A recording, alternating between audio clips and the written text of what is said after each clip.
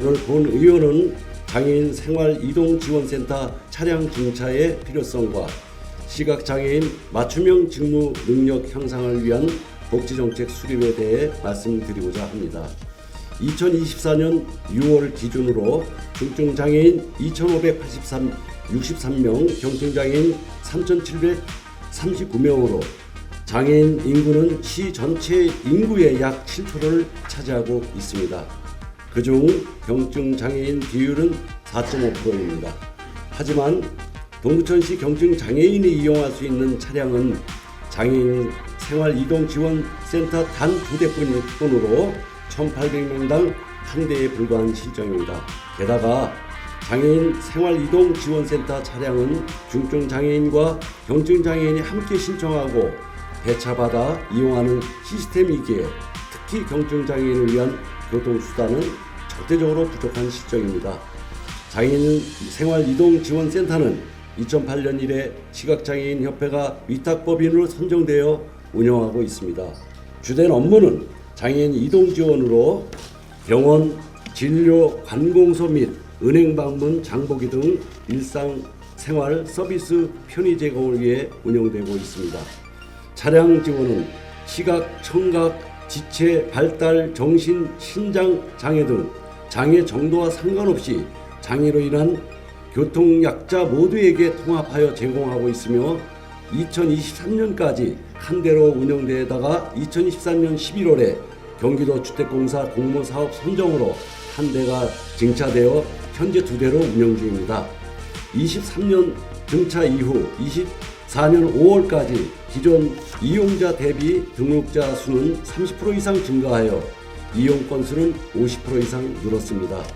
2023년 1월부터 5월까지 이용 내역을 보면 민원 관련 출퇴근 외출, 장보기, 기타 항목 중 외출이 가장 많아 202건에 246명이 이용했으며 그 외 합계 399건에 557명의 운행 실적을 올렸습니다.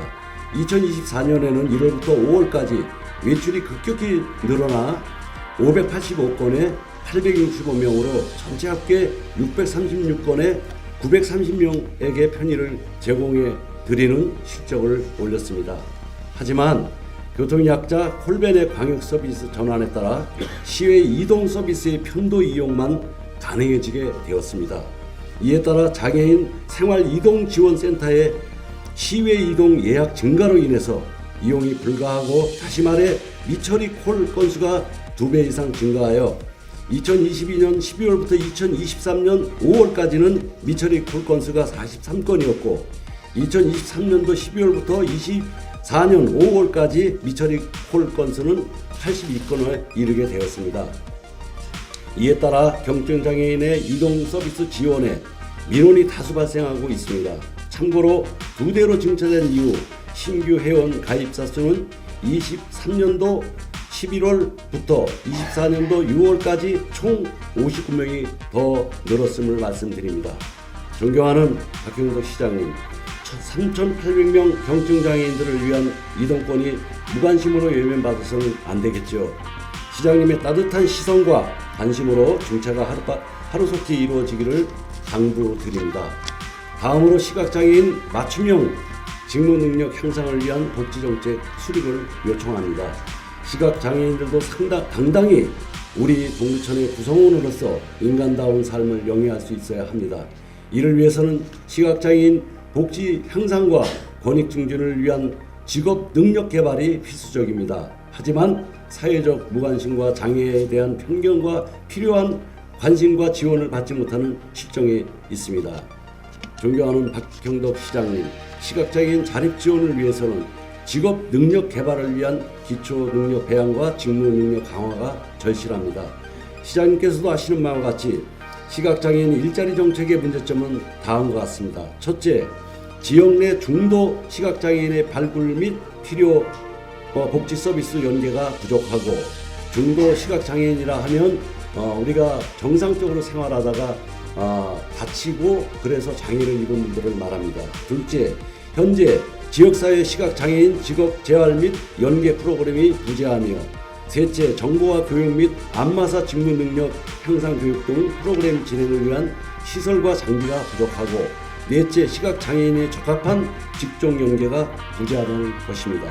존경하는 박형도 시장님, 이에 열거하여 드린 문제점들은 계획 수립과 지속적인 노력으로 충분히 해결 가능하다고 생각합니다. 시각장애인의 적합한 직무 유형을 발굴하여 일자리를 지원해야 합니다.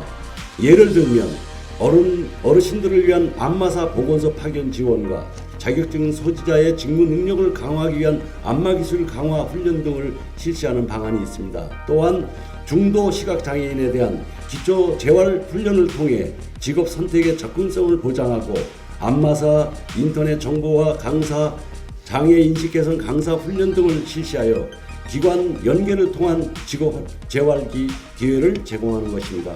부디 앞서 말씀드린 경증장애인 지원 차량 등차와 시각장애인 맞춤형 직무 능력 향상 정책 수립이 잘 진행되어 경증장애인들이 이동권을 더 두텁게 보장하는 한편 시각장애인들의 사회 진출 기회가 더 넓어지기를 기대합니다. 한 사람이 10걸음을 가는 것보다 10사람이 함께 내딛는 한 걸음이 훨씬 값지고 소중합니다. 단 한 사람도 소외되지 않는 모든 시민의 행복한 동천시가 되면 좋겠습니다. 시장님의 민선 8기 슬로건인 동두천은 새롭게 시민을 힘나게가 반드시 성취되어 우리 시민들이 동두천시에 산다는 것에 자부심과 자긍심을 가질 수 있게 되기를 기대합니다. 보다 멋진 행정을 펼쳐주실 것이라 믿고 응원하면서 이만 발언을 마칩니다. 경청해 주셔서 정말 감사드립니다.